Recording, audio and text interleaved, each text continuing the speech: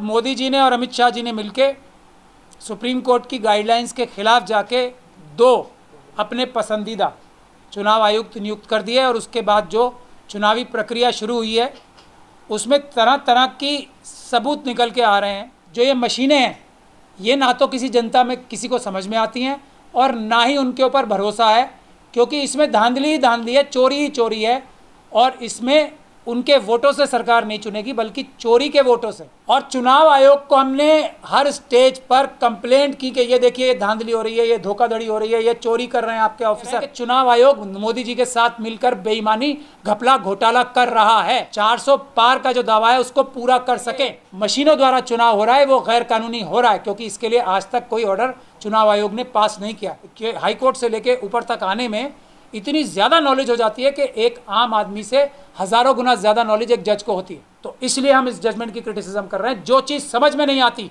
वो थोपी जा रही है भारत देश की जनता पे, वोटर्स के ऊपर। इलेक्शन कमीशन को अच्छे से पता है कि इनमें धांधली है, बेईमानी की जाती है और बेईमानी मोदी जी को और आरएसएस और बीजेपी को जिताने के लिए की जाती है, इसलिए वो चैलेंज स्वीकार नहीं किया। बड़ा आंदोलन चला था लेकिन पॉलिटिकल पार्टीज़ ने हमारा साथ जितना देना चाहिए था उतना नहीं दिया। सड़कों पे पॉलिटिकल पार्टीज़ नहीं आई और इस बीच चुनाव डिक्लेयर हो गए, घोषित हो गए और चुनाव घोषित होने से कुछ ही दिन पहले एक चुनाव आयुक्त ने इस्तीफ़ा भी दे दिया, क्योंकि शायद उनकी जो कॉन्शियस है उन्हें अलाउ नहीं कर रही होगी देश की जनता से, भारत देश से, भारत के संविधान से इतना बड़ा धोखा करने का कि ये चुनावी मशीनों से चुनाव वो करा पाते। उसके बाद मोदी जी ने और अमित शाह जी ने मिलके सुप्रीम कोर्ट की गाइडलाइंस के खिलाफ जाके दो अपने पसंदीदा चुनाव आयुक्त नियुक्त कर दिए और उसके बाद जो चुनावी प्रक्रिया शुरू हुई है उसमें तरह तरह की सबूत निकल के आ रहे हैं। लेकिन उस समय क्योंकि ये ईवीएम का चुनावी मशीनों का आंदोलन जो है कहीं कमज़ोर पड़ गया, चुनाव की शोरगुल में कहीं धीमा पड़ गया, तो क्या हमारे सामने मिशन सेव कॉन्स्टिट्यूशन के सामने सवाल आया कि क्या ये आंदोलन अब हम अपने हाथों से निकलने दें और क्या देश की जनता ने जो हमारी जिम्मेदारी लगाई थी कि किसी भी हालत में किसी भी कीमत पे पेपर बैलेट से ही चुनाव होने चाहिए, जो ये मशीनें हैं ये ना तो किसी जनता में किसी को समझ में आती हैं और ना ही उनके ऊपर भरोसा है, क्योंकि इसमें धांधली ही धांधली है, चोरी ही चोरी है और इसमें उनके वोटों से सरकार नहीं चुनेगी बल्कि चोरी के वोटों से, धांधली के वोटों से सरकारें चुनी जाएंगी। तो क्या वो लड़ाई हम छोड़ देते? ऐसा नहीं था, ऐसा नहीं हुआ। अभी हम लोगों ने, मैंने नेशनल कन्वीनर होने की पोजीशन पे होने की वजह से मिशन सेव कॉन्स्टिट्यूशन के रामपुर से निर्दलीय चुनाव लड़ा। निर्दलीय चुनाव लड़ने की भी वजह ये थी कि ये इल्ज़ाम हम पे ना लगे कि आपकी पार्टी हार चुकी है चुनाव, आप तो उस पार्टी से आते हो जो चुनाव हारी हुई है, इसलिए अब आप चुनावी मशीनों पे शक जाहिर कर रहे हो, हारी हुई पार्टी होने की वजह से। निर्दलीय चुनाव लड़ा गया और हमने शुरू से लेके आखिर तक वो सारे सबूत इकट्ठे किए जो चुनाव आयोग कभी नहीं देता था और वो लेने की स्थिति में भी कोई नहीं होता था। पॉलिटिकल पार्टीज़ को भी चुनाव आयोग ने मशीनें छूने तो क्या देखने भर के लिए भी नहीं दी। तो इन हालात में एक ही जगह ऐसी हो सकती थी जहां चुनाव की ये मशीनें, ये धोखाधड़ी करने की जो मशीनें हैं ये हमारे हाथ में आ सकती और हम ये देख सकते कि इसमें धोखाधड़ी किस प्रकार से की जा रही है और उसके सबूत इकट्ठे कर सकते थे।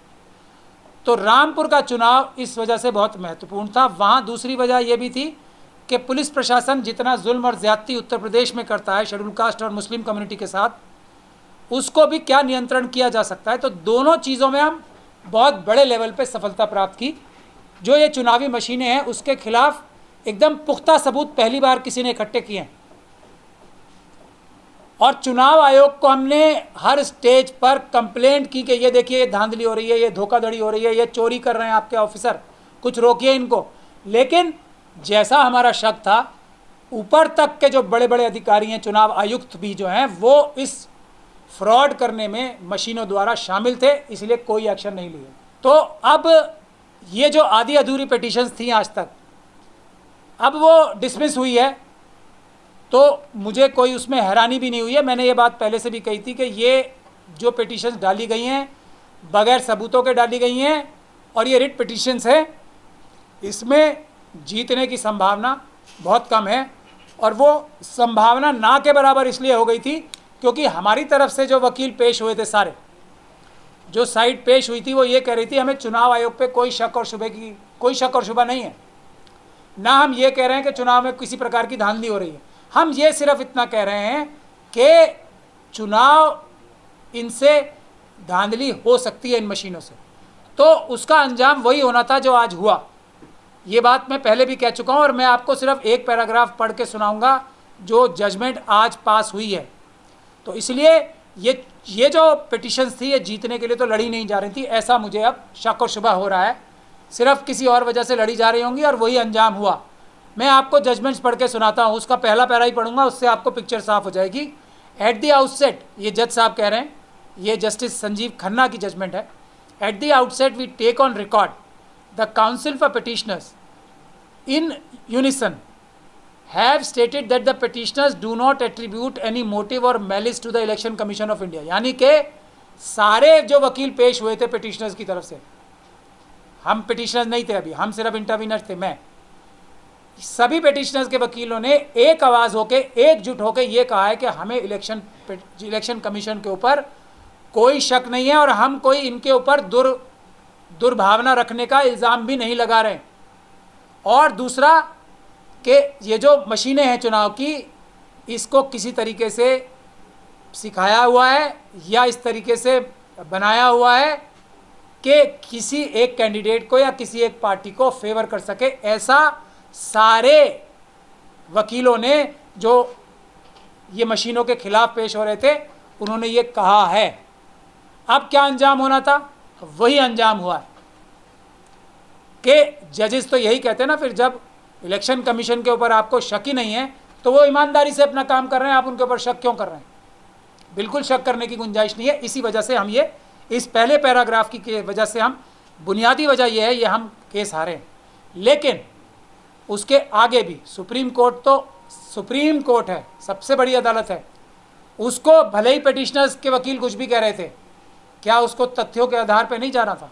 क्योंकि ये डर का माहौल जो बनाया हुआ है ना, उससे डर कहाँ कहाँ तक घुसा हुआ है, इसमें मुझे कहने में शक की कोई गुंजाइश नहीं है। लोग सच्ची बात कहते भी डरते हैं। हम ये बात खुलेआम कह रहे हैं कि चुनाव आयोग मोदी जी के साथ मिलकर बेईमानी, घपला, घोटाला कर रहा है और इसके हमने सबूत जुटाए हैं। चुनाव आयोग के बड़े बड़े अधिकारी बेईमानी कर रहे हैं, जानबूझ के कर रहे हैं और मोदी जी और बीजेपी और आरएसएस के साथ मिल के कर रहे हैं ताकि उनके 400 पार का जो दावा है उसको पूरा कर सकें। ये बात किसी ने नहीं कही है अदालत के अंदर, हम लोग ये बात कह रहे हैं अदालत के बाहर भी और अदालत के अंदर भी।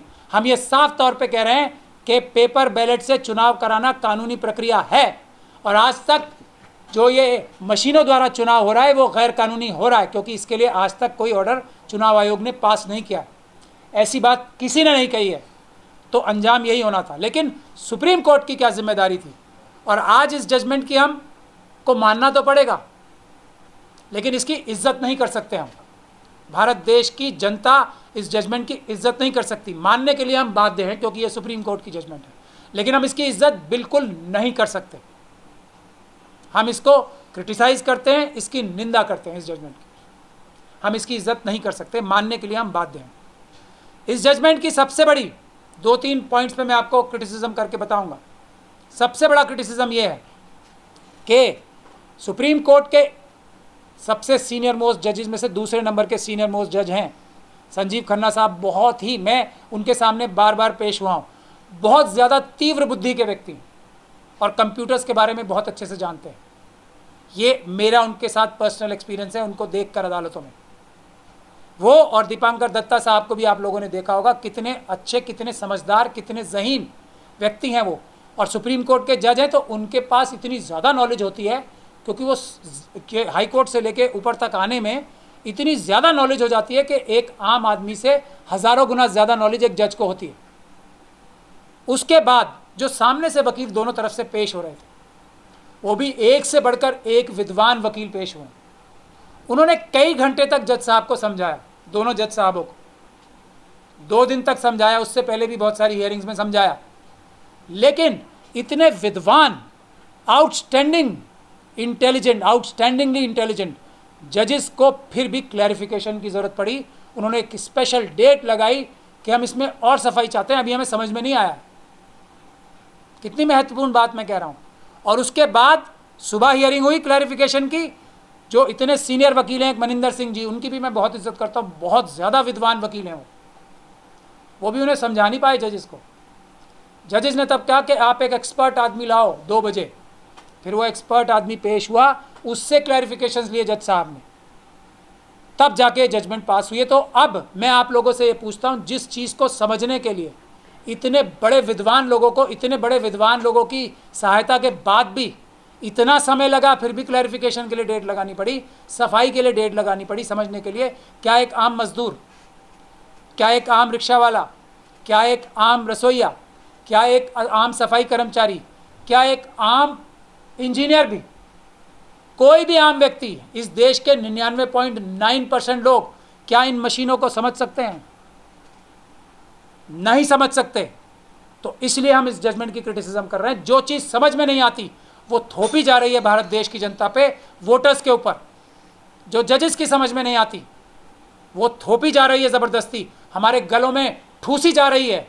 इसलिए ये इस जजमेंट का सबसे बड़ा क्रिटिसिज्म है हमारा।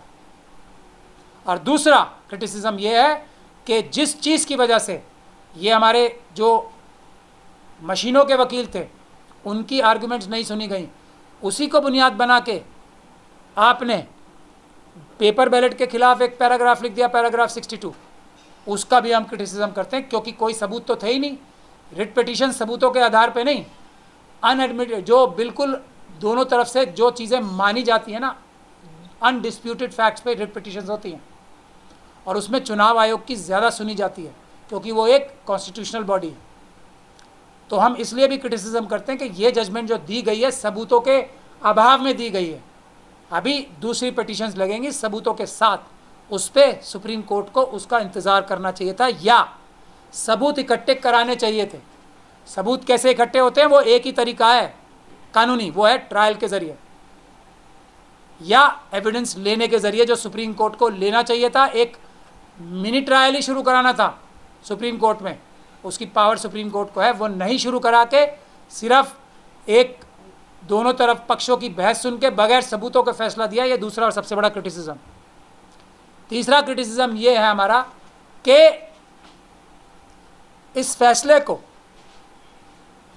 करने के लिए ये जो कहा गया है कि पेपर बैलेट ठीक नहीं है, पूरी दुनिया में पेपर बैलेट से चुनाव होते हैं, उसको संज्ञान में लिया? बिल्कुल नहीं लिया। पूरी दुनिया में जहाँ बड़ी बड़ी एडवांस कंट्रीज़ हैं, उन्होंने इन मशीनों को नकार के पेपर बैलेट से दोबारा चुनाव कराएं, उसको संज्ञान में लिया? नहीं लिया। उस कानून को संज्ञान में लिया जो आज भी पेपर बैलेट से चुनाव कराने के लिए इलेक्शन कमीशन को बाध्य करता है, सेक्शन 59 और 61 कैपिटल A, उसका संज्ञान ही नहीं लिया। तो ये जजमेंट, उसके बाद ये जजमेंट एक सब्जेक्टिव जजमेंट है। इसमें मैं आपको पैराग्राफ भी, दर्शकों को, आपको क्योंकि पढ़ने में आसानी रहेगी, सुप्रीम कोर्ट ने ये कहा है कि ये जजमेंट, ये मशीनें इसलिए ठीक हैं कि इसमें प्रोसीजरल सेफगार्ड्स हैं। पूरा 16 से लेकर 42 पैराग्राफ तक जो ये मशीन है उसके प्रोसीजरल सेफगार्ड्स के बारे में जिक्र किया गया है। दूसरे 43 से लेकर 56 तक चेक्स और प्रोटोकॉल्स हैं जो पोलिंग ऑफिसर्स जो होते हैं, पोल ऑफिसर्स, वो उसको ठीक से इम्प्लीमेंट कराते हैं। और उसके बाद 57 से लेकर 66 पैराग्राफ तक ये हैं कि डाटा जो है इन मशीनों का, उसका जिक्र किया गया है। ये सब एक ट्रायल का विषय होना चाहिए था। ये सब इसका विषय होना चाहिए था कि ये मैनुअल्स जो हैं ये फॉलो किए जा रहे हैं या नहीं किए जा रहे हैं।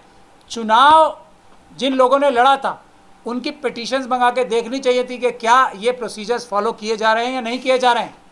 जैसा हमने रामपुर में इकट्ठे किए हैं, एक भी प्रोसीजर जो मैनुअल में लिखा है, एक भी कानून में जो प्रावधान लिखा है, वो ऐसा नहीं था जो इम्प्लीमेंट किया गया, बल्कि एक भी प्रावधान कानून का ऐसा नहीं था जिसकी धज्जियां इलेक्शन कमीशन के ऑफिसर्स ने ना उड़ाई हो, जानबूझ के ना तोड़ा हो, ताकि धांधली की जा सके। ये सबूत हम एक जगह से लेके आए हैं और वहाँ के ऑफिसर्स ये हमसे कह रहे थे इलेक्शन कमीशन के, ये चुनाव सबसे अच्छा हो रहा है क्योंकि प्राचा जी आप यहाँ आए हुए हैं और आपने इतनी सारी चिट्ठियाँ हमें लिखी हैं और किसी जगह भी पूरे भारतवर्ष में इतना अच्छा चुनाव, इतना मजबूती के साथ चुनाव नहीं हो सकता। मगर मुझे ये दुख के साथ कहना पड़ रहा है कि ये चुनाव जो सबसे अच्छा चुनाव लड़वाया जा रहा था इलेक्शन कमीशन के अधिकारियों के खुद की ज़बान में, वो इतना ज़्यादा खराब था कि वो बिल्कुल ही लचर था और वो बिल्कुल धांधली भरा था और उसमें धांधली कराने के लिए पूरी ताकत इलेक्शन कमीशन के ऑफिसर लगा रहे थे। इसके सबूत हमने इकट्ठे कर लिए।